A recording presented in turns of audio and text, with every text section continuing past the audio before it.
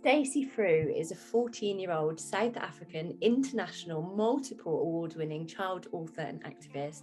She wrote her first book, Smelly Cats, at the age of 7 and has dedicated a portion of her life to reaching out, inspiring and educating people of various ages across the world.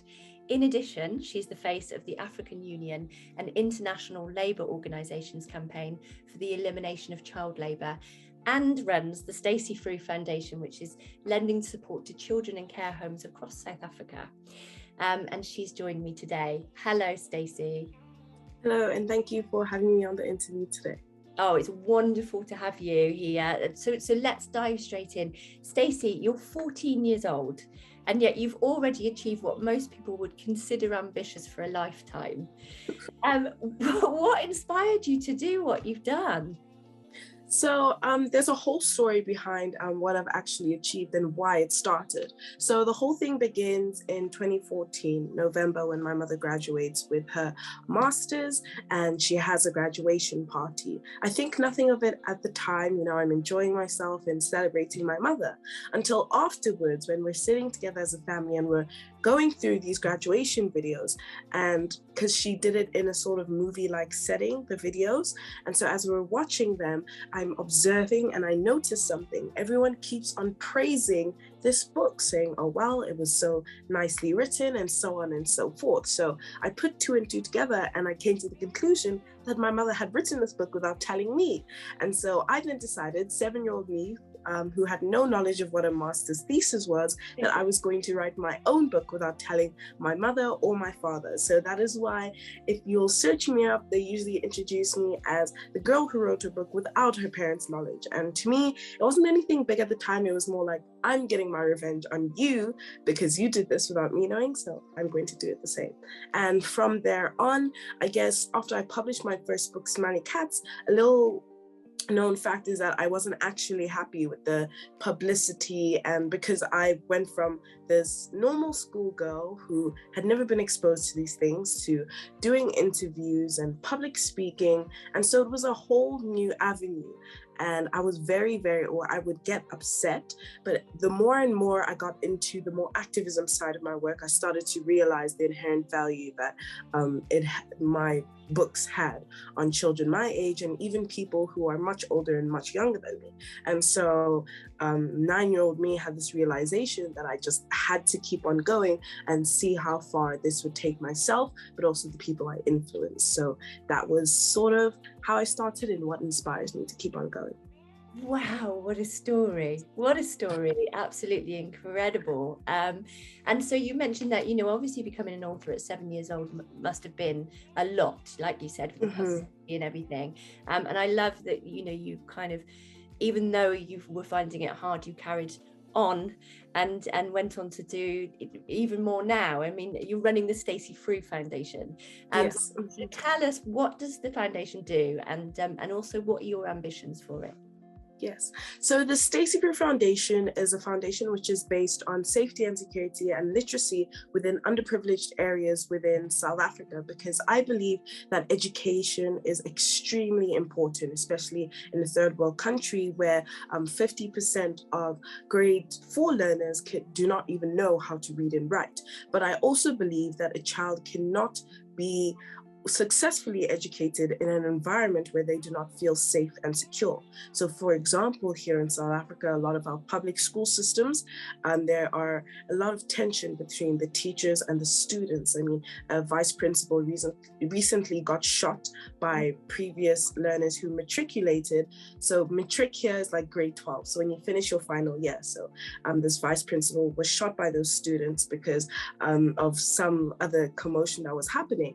And not only that, but the state our schools are in, where the toilets are absolutely disgusting, and some girls cannot even go to school because they don't have the correct sanitary products. So it's just whole thing of how I'm trying to help these children feel comfortable so that they can get the education that is needed, because that is the only way that we are going to move forward as the young generation in South Africa. So that is why the foundation was initially created. It was launched back in 2018, and ever since then we've been running various projects under the Stacey Fru Foundation, which are targeted towards the issues that we uphold. Incredible work, and so important, like you say. We all know that that the issues that girls face, particularly with poverty and not having the correct products and things around. So it's amazing that you're doing that. But as an activist as well, you're working with the African Union and International Labour Organisations campaign. Yes. And that's for the elimination of child labour. Talk us through your role and why it's needed. Mm-hmm. So how I actually got into contact with the International Labour Organization was extremely unseen. So it was very unpredicted. I did a short video presentation for an English class back in 2020 when we were still doing the online stuff. And I wrote a sort of article on why Africa should come together as one country.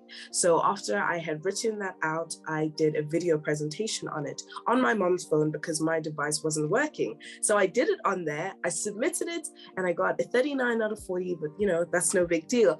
But afterwards, like about 5 months later, my mom finds this video on her phone and she sends it out to a couple of people, a school project. She sends that out and that reaches some hands, gets passed over to the International Labour Organization and the African Union, and they're like, wow, we could do something with this. So they approach me, they find out who I am, and that's how I basically got in contact with them. It was nothing that I could have ever predicted, no one could, but it happened by fate. So ever since then, when they found out that I have my own foundation and there's work that I do in South Africa, we decided to do a mini partner up. So what happened is that I had a few meetings with the nice ladies from the International Labour Organization, and they were talking about how we could collaborate on spreading their message further. So I have a platform here, so we basically came up with this plan in which I was to do a few webinars with the people that had access to it. So it was publicized and we did sessions there. The whole point of me being an ambassador for both the African Union and the International Labour Organization is so that I can get this message out towards the regular people of the community, to the children who don't quite understand what it is. Because usually when you attend the ILO summits, they are targeting governments. So governments have to sign a pledge at the beginning of the year, and they are also targeting big corporations. But from my point of view, I think that us as regular individuals have a part to play as we are browsing social media and sitting at home. There are countless charities that we could donate to, but also a lot of things that we could do to educate one another. So that is what I was discussing in my webinars, and also for children, just to give children a basic understanding of what it is and how to identify it if you see a friend that is in some uncontrollable space. So just things like that. It's so important, and raising that awareness, and I can see why they would bring you into that, Stacey, because you speak so passionately and so eloquently about everything that you're contributing and everything that you're doing. And it's so important, the work, really, really important. So looking at that, there's a lot that you're doing. There's a lot of things that you're involved in terms of creating the change. If you could change just one thing in the world, what would it be and why? I think, so in English class, we recently did a listening comprehension, and the video that was played was something that articulated the Western view on Africa and just how ignorant and how the ignorance is portrayed within their media. So one thing I would change is how Westerners view Africa, because when a story is told over and over again, then that's what we become. So if we learn to remove the stereotypes and see Africa for what it is, then I think we would have a space to grow larger and to expand our wings into something much greater. And I also wish for the African child to be educated and become a powerful individual. No small ambitions, as expected. No. But it's interesting, Stacey, because I'm hearing this from all directions about changing this negative stigmatized version of Africa, in the sweeping statement. I did an interview with somebody this morning and with Aqua Baby, and they were talking about the whole Live Aid song, talking about no grass grows, no river flows, in the song that they had over here, and actually how completely diverse Africa is. It's such a extremely. And so, like you said, when people have these reinforced statements about a place, then they think that that's all it is, and it's all encompassing. It's a beautiful place. And wonderful, a place which I'm in South Africa next month, so I'm very much looking forward. Oh wow, come in contact with my mom. My mom's a very welcoming person. She'll take you around Johannesburg, show you all the amazing museums and other things like that. So amazing. And we're going to be in Cape Town actually, but we'll be coming to soon. But Stacey, look, that's what you want to do. You told us what you want to change in the world. You've told us about all of the work that you're currently doing. What about you as a human being? What are your hopes and dreams for the future? What do you want for yourself? So what I want for myself is to finish school with good marks, because, right now I take my school very seriously. I wasn't really academically inclined until maybe grade 8. And ever since then, I've sort of realized how important it is for me to not only focus on empowering others, but to empower myself.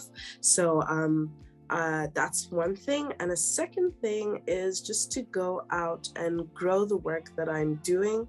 So to grow the foundation, take that to higher lengths. I also hope to start a very, very big family one day, because I really do like children. So that would be nice.